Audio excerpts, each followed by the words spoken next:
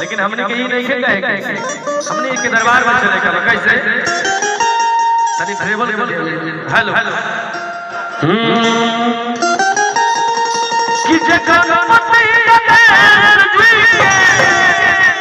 आज हमने के शादी विवाह के शुभ कार्यक्रम में भगवान गणेश से बोलावा गणेश जी आइए और हमारे विकास भैया का नया जीवन का शुरुआत हो रहा है। आप आकर के कबला के नाम का मंगल बरसाइए। कैसे तो एक बार प्रेम से बोलिए गजानन भगवान की।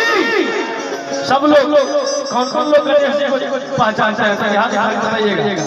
गणेश जी को आप लोग नहीं पहचानते हैं, बोलिए गजानन भगवान की। और गणेश जी को बुला रहे हैं कबला में आशीर्वाद देने के लिए दूल्हा सरकार का। कैसे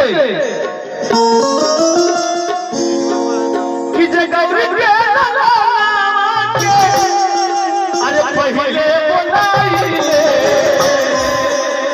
कि सुन ले कि बाबा रौरा, कि सुन ले कि बाबा रौरा अरे बहुत चढ़ के आइले।